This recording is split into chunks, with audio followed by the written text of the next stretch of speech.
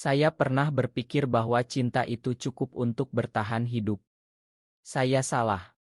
Hari ketika ayah memaksa saya menikah dengan perempuan yang bahkan tak saya kenal, demi kartu hijau ke Australia, dunia saya runtuh dalam 1 detik.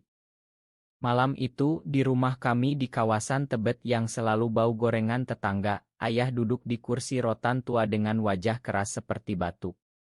"Arga, kamu sudah 28 tahun. Sudah waktunya menikah." Keluarga Tante Lina di Sydney menawarkan sponsor isa kerja kalau kamu mau menikahi anak perempuan mereka. Ini kesempatan satu-satunya. Suaranya datar, tapi matanya penuh harapan yang saya tahu bukan untuk saya, melainkan untuk uang yang akan dikirim pulang nanti. Saya hanya diam di dalam dada, ada jeritan yang tak pernah keluar. Bagaimana saya bilang padanya bahwa saya mencintai laki-laki? Bahwa selama ini saya menyembunyikan diri di balik senyum sopan dan alasan belum siap setiap ditanya soal pacar. Saya takut. Bukan hanya takut dibenci, tapi takut kehilangan satu-satunya keluarga yang saya miliki sejak ibu meninggal 10 tahun lalu. Tante Lina adalah saudara jauh ayah yang sudah lama merantau. Anak perempuannya, Dita, katanya manis, berpendidikan dan siap membantu proses imigrasi. Ayah sudah mengatur semuanya, pertemuan pertama di Jakarta, lamaran cepat, lalu pernikahan sederhana sebelum pengajuan ISA. Semua seperti mesin yang sudah diatur rapi, tanpa mempedulikan bahwa saya bukan bagian dari rencana itu. Saya mencoba membantah. "Yah, saya belum mau menikah. Saya masih ingin fokus kerja." Ayah tertawa kecil tapi getir. "Kerja apa, Ga? Gaji di kantor desain itu cuma cukup buat bayar kos dan makan. Australia beda. Di sana kamu bisa sukses, bisa kirim uang buat adikmu kuliah kedokteran." Adikku, Raka, yang masih kelas 3 SMA, duduk di sudut ruangan menunduk, tak berani menatap saya. Dia tahu. Dia satu-satunya yang tahu rahasia saya, dan dia juga takut kehilangan beasiswa impiannya kalau saya menolak. Malam itu saya tak tidur. Saya duduk di teras belakang, merokok sampai habis 1 bungkus, menatap langit Jakarta yang selalu abu-abu. Di dalam kepala ada 2 suara bertengkar. Yang satu berkata, "Patuhilah ayah, nikahi Dita, pura-pura saja, nanti di Australia kamu bisa cerai diam-diam dan hidup bebas." Yang lain berbisik, "Kalau kamu lakukan ini, kamu akan membenci dirimu sendiri seumur hidup." Pagi harinya, ayah mengajak saya ke rumah Tante Mira, saudara ibu yang tinggal di Cipete, tempat Dita sedang menginap. Saya tak punya pilihan lain selain ikut. Di mobil, ayah terus bercerita betapa baiknya keluarga Tante Lina, betapa Dita pintar dan cantik. Saya hanya mengangguk, tangan saya dingin berkeringat. Ketika pintu rumah dibuka, Dita berdiri di sana dengan senyum ramah. Dia memang cantik, berkulit sawo matang, rambut panjang tergerai, memakai kebaya sederhana warna krem. "Mas Arga," sapanya lembut, mengulurkan tangan. Sentuhan tangannya hangat, tapi bagi saya seperti menyentuh kaca, dingin dan asing. Kami duduk di ruang tamu, bicara hal-hal ringan, kuliahnya di Melbourne, pekerjaan saya di agensi iklan, rencana masa depan. Semua terdengar sempurna, terlalu sempurna, seperti skenario yang sudah dilatih. Di tengah obrolan, mata saya tertarik pada seseorang yang berdiri di dapur, membawa nampan teh. Laki-laki tinggi berkulit coklat, rambut ikal sedikit berantakan, memakai kaos oblong abu-abu lusuh. Dia tersenyum sekilas saat meletakkan gelas di depan saya, dan saat itu juga jantung saya berhenti berdetak normal. Matanya coklat tua, hangat, seperti kopi tubruk pagi hari. Ada sesuatu di tapanya, seolah dia tahu. Tante Mira memperkenalkan, "Itu Rio, anak tante dari suami sebelumnya. Dia lagi libur kuliah dari Bandung, membantu di rumah." Rio mengangguk sopan, tapi saat mata kami bertemu lagi, ada kilat kecil yang membuat saya menunduk cepat. Saya tak boleh merasakan ini. Tidak sekarang. Tidak di sini. Sepanjang pertemuan, saya berusaha fokus pada Dita, tapi pikiran saya melayang pada Rio yang sesekali lewat membawa piring atau gelas. Setiap kali dia mendekat, aroma sabun colek murah dan sedikit keringat membuat saya gelisah. Saya membenci diri sendiri karena itu. Pulang ke rumah, ayah tersenyum lebar. Bagus kan Dita? Kalian cocok. Saya mengangguk lemah. Malam itu, saya berbaring di kamar, memejamkan mata, tapi yang muncul adalah wajah Rio, bukan Dita. Saya menangis tanpa suara. Bagaimana mungkin hidup ini begitu kejam? Memberi saya secercah rasa yang terlarang tepat di saat saya dipaksa menguburnya dalam-dalam. Beberapa hari kemudian, kami bertemu lagi untuk makan malam keluarga. Kali ini Rio ikut duduk di meja. Dia diam saja, tapi setiap kali saya mencuri pandang, dia sudah menatap saya lebih dulu. Ada percakapan kecil di antara kami tentang musik, dia suka indie Bandung, saya suka Jakarta. Suaranya dalam, pelan, tapi penuh perhatian. Saat Dita bercerita panjang lebar tentang rencana pernikahan, Rio tiba-tiba bertanya, "Mas Arga suka warna apa untuk undangan?" Pertanyaan sederhana, tapi nada suaranya seperti menyiratkan sesuatu yang lain. Saya tergagap, putih mungkin. Setelah makan, saat yang lain mengobrol di ruang tamu, saya keluar ke teras belakang untuk menghirup udara. Tak lama, Rio muncul dengan 2 gelas teh manis. "Mas," katanya pelan, menyodorkan 1 gelas. Kami berdiri berdampingan, tak saling tatap. Angin malam Jakarta menerpa wajah. "Mas Arga kelihatan gak senang," katanya tiba-tiba. Saya terkejut, hampir menumpahkan teh. "Enggak kok," jawab saya cepat. Dia tertawa kecil. "Bohong. Matanya enggak bisa bohong." Saya diam, jantung berdegup kencang. "Kalau Mas enggak mau, bilang saja," lanjutnya, suaranya hampir bisikan. "Jangan dipaksa." Saya menoleh padanya. Di bawah lampu teras yang kuning, wajahnya tampak lebih lembut. "Kamu tahu apa?" tanya saya, nada sedikit keras karena takut. Rio menggeleng pelan. "Aku tahu perasaan dipaksa melakukan sesuatu yang gak kita mau." Dia menatap jauh ke taman kecil. "Aku juga pernah." Saat itu, saya ingin bertanya lebih banyak. Ingin tahu ceritanya. Tapi Dita memanggil dari dalam, dan momen itu hilang. Rio hanya tersenyum tipis sebelum masuk kembali. Saya berdiri sendirian, gelas teh di tangan sudah dingin. Malam itu, untuk pertama kalinya setelah bertahun-tahun, saya merasa tidak sepenuhnya sendirian. Ada seseorang yang mungkin mengerti. Tapi sekaligus, saya juga takut. Karena perasaan ini, kalau dibiarkan tumbuh, akan menghancurkan segalanya, rencana ayah, masa depan adik, dan mungkin juga hidup Rio sendiri. Saya tak tahu bahwa pertemuan-pertemuan berikutnya akan membuat retak dinding yang selama ini saya bangun dengan susah payah.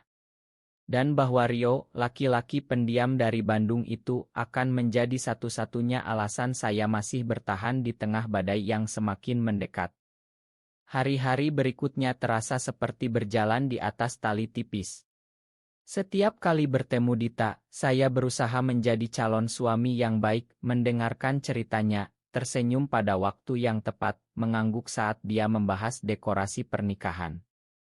Tapi setiap kali Rio ada di dekatnya, konsentrasi saya buyar. Dia tak pernah melakukan apa-apa yang mencolok, hanya sesekali menyapa, membantu membawakan barang, atau bertanya hal-hal kecil.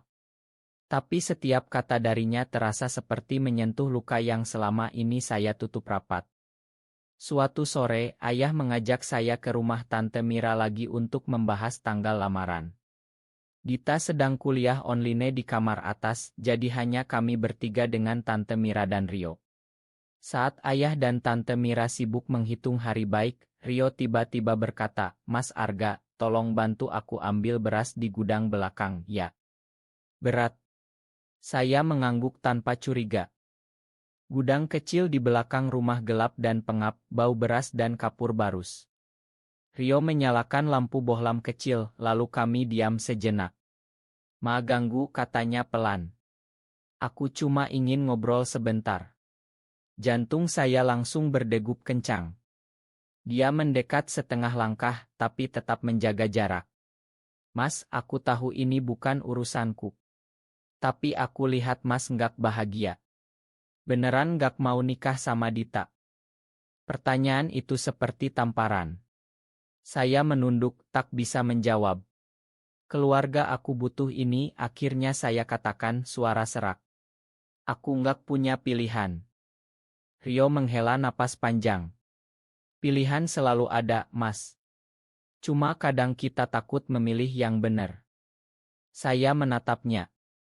Di bawah cahaya bohlam kuning, matanya berkilat. "Kamu ngomong gampang. Kamu nggak tahu posisiku." Nada saya lebih keras dari yang saya rencanakan. Dia tak marah. Malah tersenyum kecil, sedih. "Aku tahu. Aku juga pernah dipaksa nikah sama sepuh waktu SMA, karena keluarga bilang biar lurus. Aku lari dari rumah 2 minggu." Dia tertawa pelan, tapi ada pahit di situ. "Akhirnya balik, tapi aku janji sama diri sendiri, gak akan bohong lagi soal perasaan." Kata-katanya menusuk. Saya ingin marah, ingin bilang bahwa situasi kami beda, tapi saya tak bisa. Karena di dalam hati, saya tahu dia benar. "Rio, aku takut," akhirnya saya akui, suara hampir hilang. "Kalau aku nolak, ayah bakal kecewa berat. Adikku nggak bisa kuliah. Dan aku takut sendirian." Dia mengangguk pelan. "Aku ngerti. Tapi Mas, hidup bohong itu lebih kesepian." Dia menatap saya lama, lalu berkata, "Kalau Mas butuh teman ngobrol, aku ada." Dia keluar lebih dulu, meninggalkan saya berdiri di antara karung beras, dada sesak. Malam itu saya pulang dengan pikiran kacau. Saya mulai mencari-cari akun Instagram Rio, ternyata dia jarang posting, tapi ada beberapa foto dia bersama teman-teman di Bandung, tertawa lepas di gunung, memeluk gitar. Saya tersenyum kecil melihatnya, tapi sekaligus merasa bersalah. Saya sudah bertunangan tak resmi dengan Dita, tapi hati saya malah mencuri-curi pandang pada adik tirinya. Pertemuan berikutnya semakin sering. Ayah ingin kami akrab sebelum lamaran resmi. Dita mengajak saya jalan ke mall, nonton bioskop, makan di restoran halal yang mahal. Dia baik, benar-benar baik. Tak pernah curiga, tak pernah marah kalau saya agak diam, tapi semakin dia baik, semakin saya merasa seperti penipu. Suatu hari, setelah makan malam lagi di rumah Tante Mira, hujan deras turun. Ayah sudah pulang lebih dulu karena ada urusan kantor, menyuruh saya naik ojek online. Tapi Rio menawarkan, "Mas naik motor aku aja, sekalian aku antar." Dita mengangguk setuju, "Iya, Rio kan hati-hati." Kami berboncengan di tengah hujan Jakarta yang deras. Saya memegang pinggangnya pelan, takut terlalu erat. Helm kami basah, jalanan macet, lampu-lampu kota berkilau di genangan air. Di tengah jalan, motor mati karena banjir kecil. Kami turun, mendorong motor ke pinggir, basah kuyup. Rio tertawa, klasik Jakarta banget. Saya ikut tertawa, untuk pertama kalinya dalam beberapa minggu terasa ringan. Kami berteduh di bawah lioer, berdiri berdampingan. Hujan masih deras. "Mas," katanya tiba-tiba, "aku nggak suka lihat Mas dipaksa gini." Saya diam. "Aku suka Mas," lanjutnya pelan tapi tegas. "Dari pertama kali ketemu, dunia seperti berhenti." Saya menatapnya, air hujan menetes di wajah kami berdua. "Rio, jangan," kata saya, suara gemetar. "Ini nggak boleh." "Kenapa nggak boleh?" "Karena Dita. Karena keluarga. Atau karena Mas takut sama diri sendiri?" Nada suaranya tak menyalahkan, hanya bertanya. Saya menunduk. Air mata bercampur hujan. "Semua itu," jawab saya. "Aku nggak kuat kehilangan semuanya." Dia mendekat, tapi tak menyentuh. Aku nggak minta Mas ninggalin semuanya sekarang. Aku cuma mau Mas tahu Mas nggak sendirian. Hujan mulai reda. Kami kembali naik motor, diam sepanjang jalan. Saat tiba di kosan saya di Salemba, Rio berkata, pikirkan baik-baik, Mas. Jangan buru-buru nikah kalau hati nggak ikhlas. Dia pergi sebelum saya sempat jawab. Malam itu saya tak tidur lagi. Kata-kata Rio berputar di kepala. Untuk pertama kalinya, saya membayangkan hidup tanpa kepura-puraan. Tapi bayangan itu menakutkan, ayah marah, adik kecewa, Dita terluka, dan saya sendirian tanpa siapa-siapa. Tapi di sisi lain, ada Rio yang menunggu dengan sabar, tanpa paksaan. Beberapa hari kemudian, Dita mengajak saya ke Ancol jalan-jalan berdua. Dia cerita tentang rencana kami di Melbourne nanti, rumah kecil, anak 2, akhir pekan ke Great Ocean Road. Semua terdengar indah, tapi bagi saya seperti mimpi orang lain. Saat dia memegang tangan saya di tepi pantai, saya menarik pelan. Dit, aku perlu ngomong, kata saya akhirnya. Dia menatap saya bingung. Apa, Mas? Saya tarik napas dalam. Aku nggak yakin bisa jadi suami yang baik buat kamu. Matanya berubah. Kenapa? Aku kurang apa? Bukan kamu. Aku yang nggak bisa kasih apa yang kamu mau. Dia diam lama lalu bertanya pelan, Mas suka cowok ya? Pertanyaan itu seperti petir. Saya terpaku. Tak sanggup jawab. Dita tersenyum kecil, sedih. Aku udah curiga dari lama. Cara Mas lihat Rio beda. Dia menatap laut. Aku nggak marah, Mas. Aku cuma sedih karena kita sama-sama dipaksa. Saya menangis di sana, di tepi pantai Ancol yang ramai. Dita memeluk saya seperti kakak, bukan calon istri. Lepasin aja, Mas. Kita nggak harus lanjut kalau nggak bahagia. Tapi masalahnya bukan hanya Dita. Masalahnya adalah ayah, adik, keluarga besar, dan masyarakat yang akan menghakimi. Saya masih takut. Malam itu saya telepon Rio. Kita ketemu besok, tanya saya. Dia jawab singkat, di mana aja aku datang. Saya tahu keputusan besar akan segera datang. Dan apapun pilihannya, seseorang pasti akan terluka. Keesokan harinya, saya dan Rio bertemu di sebuah kedai kopi kecil di Kemang, tempat yang agak sepi di siang hari. Saya datang lebih dulu, duduk di sudut, tangan gemetar memegang gelas es teh. Ketika Rio masuk, mengenakan jaket denim lusuh dan tas ransel, jantung saya melonjak. Dia duduk di depan saya, tersenyum tipis. Mas kelihatan kurus, katanya langsung. Saya tertawa kecil, gugup. Banyak mikir. Dia mengangguk. Aku juga. Kami diam sejenak.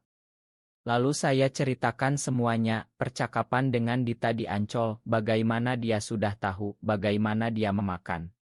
Rio mendengarkan tanpa memotong, matanya penuh perhatian. Setelah saya selesai, dia bertanya pelan, sekarang Mas mau gimana? Saya menggeleng.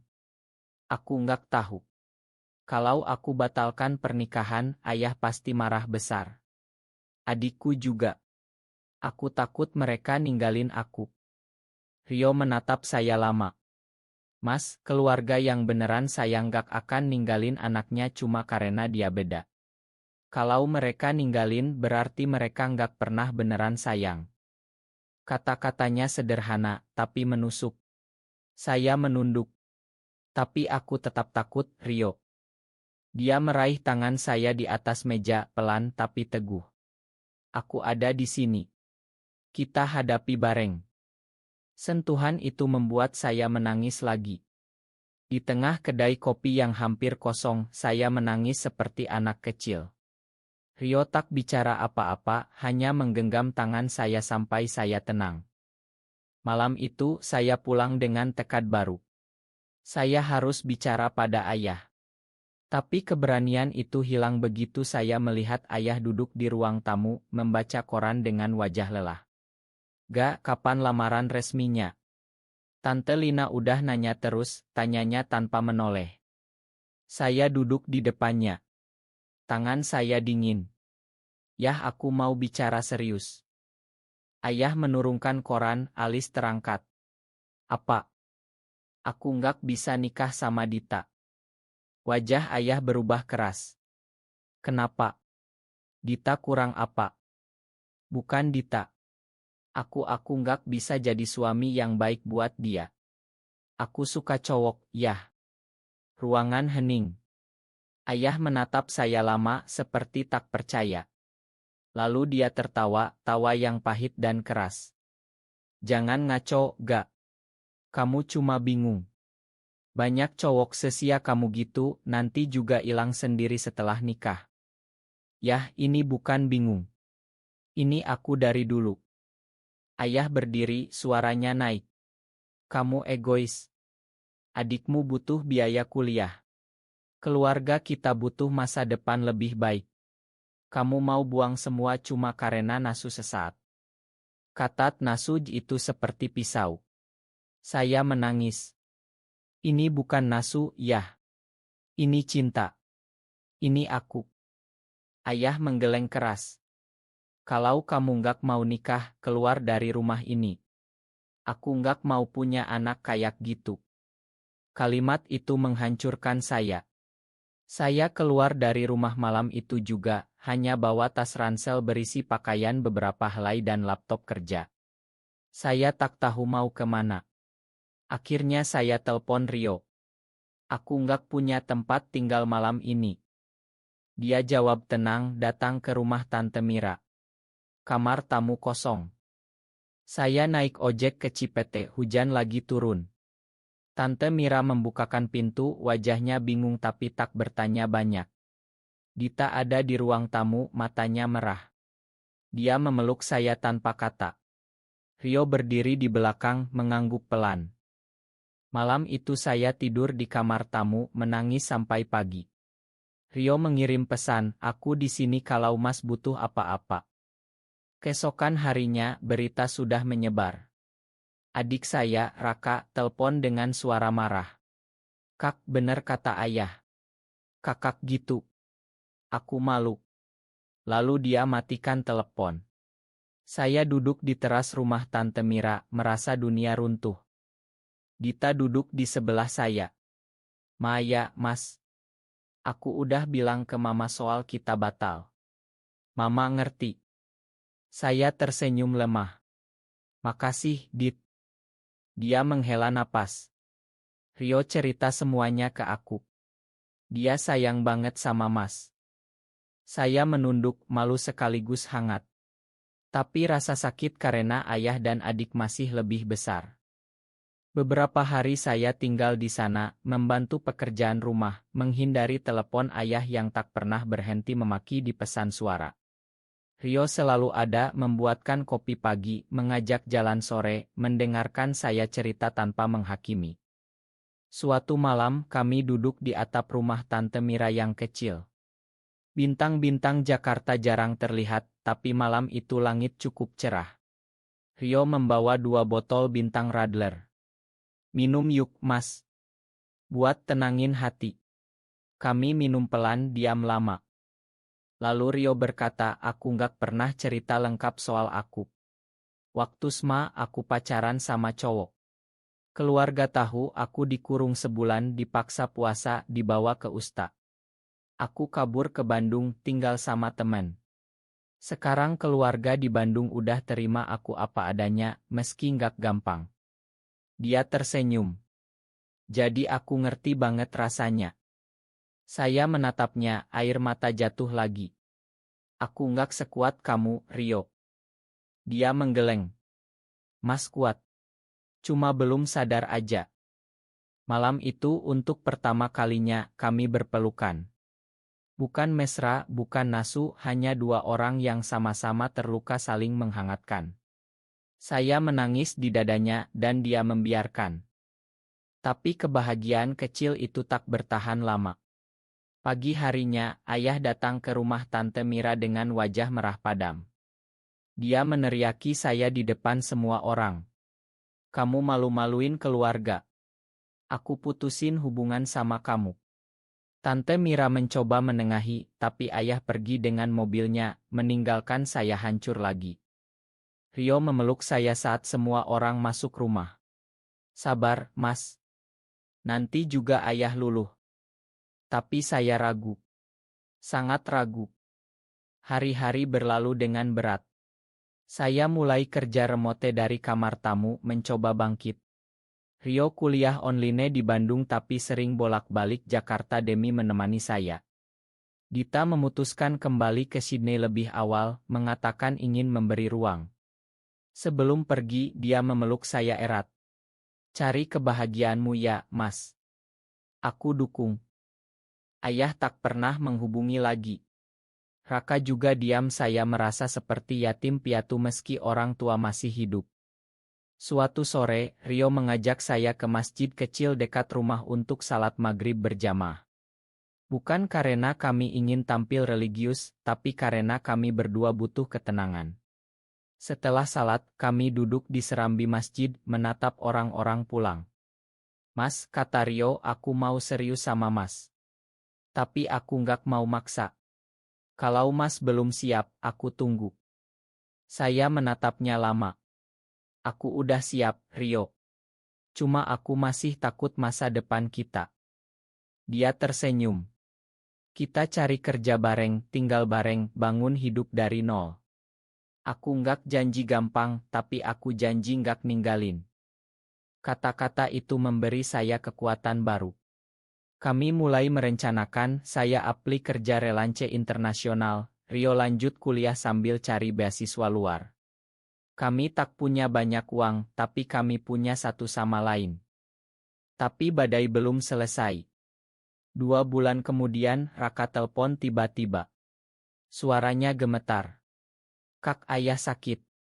Stroke ringan. Dia di rumah sakit. Saya langsung panik. Rio mengantar saya ke rumah sakit di Tebet. Di sana saya melihat ayah terbaring lemah, inus di tangan. Raka duduk di samping, wajah pucat. Saat melihat saya, Raka menangis. Kak, main aku. Aku takut kehilangan ayah. Saya memeluk adik saya, menangis juga. Ayah membuka mata perlahan, menatap saya. Gad, suaranya serak. Saya mendekat, memegang tangannya. Yah, makan aku. Ayah menggeleng pelan. Aku yang salah. Aku takut kehilangan kamu, makanya aku marah. Kami bertiga menangis di ruangan itu. Tak ada pembicaraan panjang soal orientasi saya, tapi pelukan ayah saat saya pamit pulang terasa seperti pengampunan diam. Setelah ayah pulang dari rumah sakit, hubungan perlahan membaik. Dia tak pernah bilang nih aku terima kamu apa adanya, tapi dia mulai bertanya kabar Rio saat saya cerita, mulai tersenyum saat saya pulang ke rumah membawa oleh-oleh. Raka bahkan diam-diam minta maaf lewat chat, aku bodoh dulu kak. Aku sayang kakak. Saya dan Rio akhirnya pindah ke kontrakan kecil di Joglo, 2 kamar, cukup untuk kami berdua. Hidup sederhana, masak bareng, kerja dari rumah, sesekali jalan ke Caredai. Tapi setiap malam, saat kami berbaring berdampingan, mendengarkan suara Jakarta dari kejauhan, saya tahu saya sudah menemukan rumah sejati. Setahun berlalu sejak malam saya keluar dari rumah. Ayah sudah jauh lebih sehat, bahkan mulai ikut pengajian kecil yang lebih terbuka pikirannya. Raka lulus Ma dengan nilai bagus dan mendapat beasiswa kedokteran di UI bukan karena Isa Australia, tapi karena kerja kerasnya sendiri. Saya bangga padanya. Saya dan Rio semakin dekat. Kami tak pernah pamer di media sosial, tapi di lingkungan kecil kami, orang-orang tahu dan menerima. Tante Mira sering datang ke kontrakan membawa makanan, tersenyum melihat kami bahagia.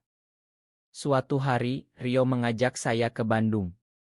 Mau kenalin sama keluargaku di sana, katanya gugup. Saya takut, tapi ikut. Keluarga Rio ternyata hangat, orang tua tirinya membuka pintu lebar, adik-adiknya langsung memanggil Kak Arga. Malam itu kami makan bareng di teras, cerita panjang, tertawa. Saya menangis diam-diam di kamar saat Rio memeluk saya dari belakang. Lihat, kita enggak sendirian. Kembali ke Jakarta, saya mendapat tawaran kerja tetap di agensi besar dengan gaji jauh lebih baik.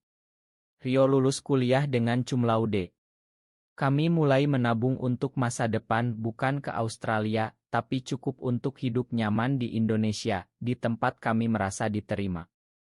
Tapi ada satu hal yang masih mengganjal, ayah belum pernah bertemu Rio secara resmi. Saya tahu ayah sudah jauh lebih lembut, tapi saya takut memaksa.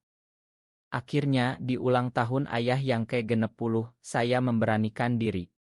Saya bawa Rio ke rumah di Tebet. Ayah membuka pintu melihat Rio di samping saya, diam sejenak. Lalu dia tersenyum kecil, senyum yang dulu jarang sekali keluar. Masuk, nak. Lama nggak ketemu. Malam itu kami makan bareng ayah, Raka, Rio, dan saya. Tak ada pembicaraan besar soal hubungan kami, tapi saat Rio membantu ayah mencuci piring, saya mendengar ayah berkata pelan, jaga harga baik-baik ya, nak. Rio mengangguk, matanya berkaca. Saya menangis di kamar mandi, bahagia yang tak pernah saya bayangkan sebelumnya. 2 tahun setelah semua badai itu, saya berdiri di rooftop kontrakan baru kami di Jakarta Selatan, menatap kota yang dulu terasa begitu kejam. Rio berdiri di samping saya, tangannya melingkar di pinggang saya, sentuhan yang kini terasa biasa, tapi tetap membuat hati hangat. Kami sudah resmi bekerja di perusahaan yang sama, proyek bareng, pulang bareng, hidup bareng. Ayah sering datang makan malam, bahkan pernah bercanda, kalian nikah aja kapan, biar aku punya menantu resmi. Kami tertawa, tahu itu candaan, tapi juga tahu itu tanda penerimaan. Raka sudah tahun kedua kedokteran, sering minta diajak nongkrong sama kami dan teman-temannya yang mulai terbuka pikiran.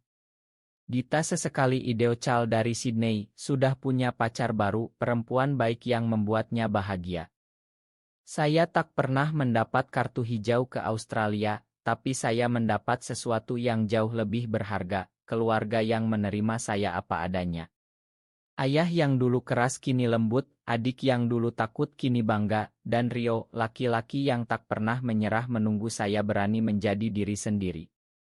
Malam itu, Rio berlutut di rooftop, mengeluarkan cincin sederhana dari perak. Mas Arga mau gak jadi pasanganku selamanya? Gak ada akad resmi, gak ada undangan megah, cuma janji kita berdua. Saya menangis, tertawa, mengangguk. Kami berpelukan di bawah langit Jakarta yang akhirnya terasa ramah.